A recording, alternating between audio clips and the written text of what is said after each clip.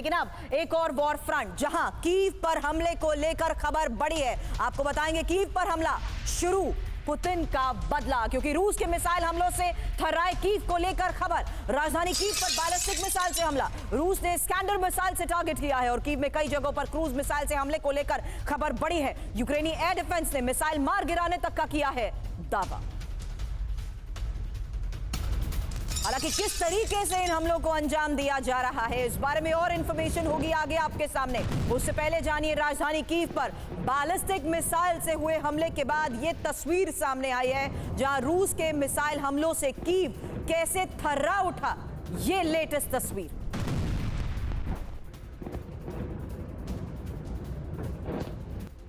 हालांकि रूस ने स्कैंडर मिसाइल से टारगेट किया है। कीव में अलग अलग जगहों पर क्रूज मिसाइल से हमले को लेकर खबर बड़ी है, लेकिन अब जानिए किस तरीके से कीव में उत्तर कोरिया की मिसाइल से हमले को अंजाम दिया गया है। खबर यह है कि उत्तर कोरिया की KN-23 बैलिस्टिक मिसाइल का हुआ है इस्तेमाल। यूक्रेन जंग में रूस को मिसाइल उत्तर कोरिया दे रहा है और कीव सैन्य प्रशासन चीफ की तरफ से इसको लेकर क्या बड़े दावे किए जा रहे हैं, उस दावे के बारे में इंफॉर्मेशन होगी आपके सामने और एक्सपर्ट से होगा सवाल। लेकिन उससे पहले अब किस तरीके से हमलों को अंजाम दिया जा रहा है और दावा किया जा रहा है कि इस बार जो हमले हुए हैं उसमें यूक्रेनी जंग में रूस को मिली उत्तर कोरिया की मिसाइल का हुआ है इस्तेमाल। अब खबर आपके सामने, कीव पर बरसी उत्तर कोरिया की मिसाइल के बारे में आपको बताया, लेकिन रूस के मिसाइल हमलों से कीव में दहशत की तस्वीरों के साथ साथ बड़े दावे किए जा रहे हैं कि यूक्रेन में पहली बार उत्तर कोरियाई मिसाइल का इस्तेमाल हुआ है। उत्तर कोरिया की 2 KN-23 बैलिस्टिक मिसाइल से हमले को अंजाम दिया गया। रूस ने स्कैंडर बैलिस्टिक मिसाइल से टारगेट किया है। 5 क्रूज मिसाइल और 8 कामिकाजी ड्रोन से अटैक को लेकर खबर है। कीव सैन्य प्रशासन चीफ सेरही पोपको का ये बहुत बड़ा दावा है। हालांकि बख्शी सर, ये दत्ता सर, मैं आपसे इस बारे में सवाल करना चाहूंगी, क्योंकि इस वॉर फ्रंट में अब दावे तो ये कर दिया गया कि रूस की जो मदद उत्तर कोरिया की तरफ से पहुंचाई गई थी, अब इसी वॉर फ्रंट पर यूक्रेन के इलाकों में खासकर कीव, क्योंकि कीव पर कब्जा और कीव को तबाह करना इस वक्त युद्ध के कई सालों के बाद भी पूरी तरीके से कामयाब नहीं हो पाए थे रूस। हाँ बिल्कुल सुरभि, ठीक कहा आपने, क्योंकि देखिए रूस का मेन एम ये था कि जो सबसे बड़ा कम्युनिकेशन सेंटर है, जो सबसे हाई वैल्यू स्ट्रेटेजिक टारगेट, वो कीव था। लेकिन कीव को वो गिरा नहीं पाया। उसने काफी घेराबंदी वगैरह भी की और जो लॉन्ग रेंज आर्टिलरी है या मिसाइल्स है उससे उसने एंगेज किया, एरियल प्लेटफॉर्म्स को भी इस्तेमाल किया।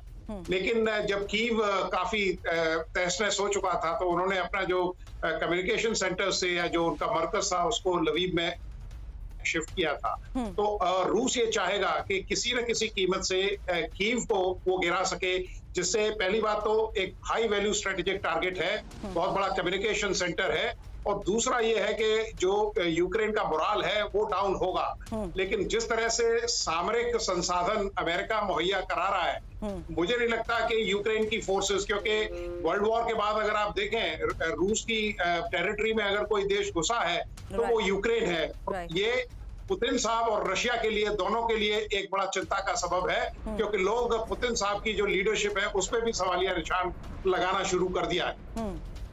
बिल्कुल सही कह रहे हैं बख्शी सर, यही सवाल आपसे, क्योंकि कीव पर अभी फिलहाल पूरी तरीके से क्या रूस का टारगेट है, और खबर को उस लिहाज से भी समझाइए जहां उत्तर कोरिया की बैलिस्टिक मिसाइल से कीव पर हमलों को अंजाम दिया गया। देखिए, नेचुरली जो मिसाइल्स का एक्सपेंडिचर है वो बहुत हाई है इस वॉर में। इसके लिए वो इजराइल से, वो ईरान से शाही ड्रोन्स खरीद रहे हैं और नॉर्थ कोरिया से वो ले रहे हैं मिसाइल्स, जिसका उन्होंने इस्तेमाल भी किया है, उनके आर्टिलरी शेल्स का भी इस्तेमाल किया है। बात देखिए यह है कि 2 हफ्ते पहले यूक्रेन ने कुर्स्क में सडन अटैक किया था। खबरें उनको वहां से आई कि जो माइंस लगा रखे थे रूस ने अपने इलाके में, वो हटा रहे हैं ताकि वहां से बड़ा काउंटर अटैक किया जाए। इसको देखते ही अमेरिका ने ये खबर दी कि यहाँ तो साहब डिप्लॉयमेंट बहुत पतली है, माइन भी हटा दिए हैं खुद रूस वालों ने। तो उन्होंने सडन अपनी 1 ब्रिगेड, कोई कह रहे हैं 2 ब्रिगेड का इस्तेमाल करके उन्होंने एकदम से सडन सरप्राइज इस जगह पे हमला किया है, खास डिफेंस थे नहीं, तो कोई 20-30 किलोमीटर पहले अंदर पहुंच गए। अब कह रहे हैं कि कोई 1000 स्क्वायर किलोमीटर का एरिया उन्होंने पकड़ लिया है।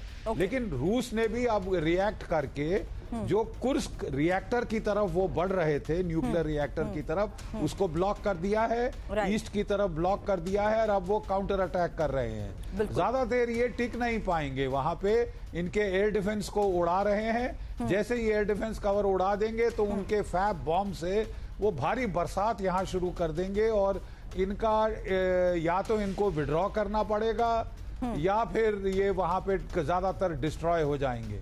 अब चिड़चिड़ ये हो रही है कि जो रूस का हमला ईस्ट में चल रहा है, वहां से ट्रूप्स हटा के इन्होंने ये ऑफेंसिव तरीके से झोंक दिए।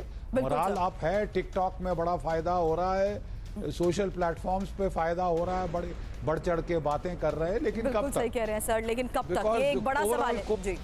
समय आती हूँ, एक और खबर आ रही है इस बीच। इनपुट ये है कि अब रूस के एक और इलाके पर हमले को अंजाम दिया गया है, और ये यूक्रेन की तरफ से एक और ड्रोन हमला बताया जा रहा है, जहां खबर है कि रोस्टोव में यूक्रेन का ये ड्रोन अटैक हुआ है, और हमले से रूसी ऑयल डिपो में हुए धमाके की ये तस्वीर सामने आई है। हालांकि आग की लपटों में जिस तरीके से बड़ा इलाका घिर चुका है, उसकी ये तस्वीर देखिए।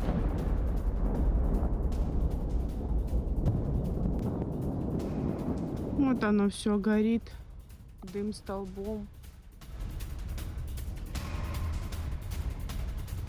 अब रूस से जंग में यूक्रेन को जबरदस्त नुकसान को लेकर भी एक और खबर आ रही है। आपको बता दें, रूसी हमले में 10 हाइमार्स रॉकेट तबाह कर दिए गए हैं, और 24 घंटे में रूस ने 35 ड्रोन भी मार गिराए हैं। इसी हमले में फ्रांस मेड 2 हैमर बॉम्ब भी नष्ट हो गए हैं, और यूक्रेनी सेना के 6 ब्रिगेड के सफाई का किया जा रहा है दावा।